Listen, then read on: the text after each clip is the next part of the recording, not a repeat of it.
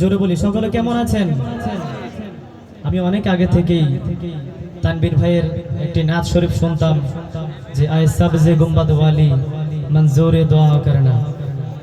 আমি রিকোয়েস্ট করব ভাই যাতে আমার সাথে একটু গায়, আমি ভাইকে রিকোয়েস্ট করবো ইনশাআল্লাহ। আরেকটা মাইক্রোফোন দেন তো একটু। সাল্লাল্লাহু আলাইকা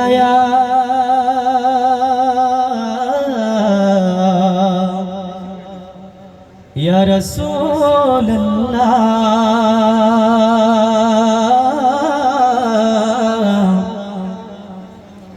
वसल्लम अलैका या हबीब अल्लाह सल्लल्लाहु अलैका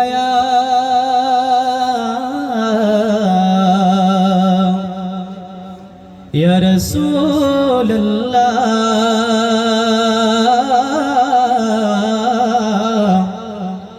वसल्लम अलैका या हबीब अल्लाह। सब्ज़े गुंबद वाले मंजूर करना जब वक्त नजर आए आका दीदारे अता करना। শুনছে তো এই নাচটি? সবাই শুনেছেন? সবজে গুম্বদ वाले मंजूर दुआ करना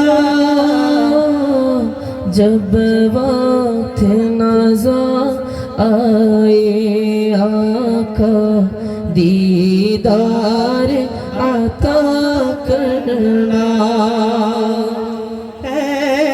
नूरे खुदा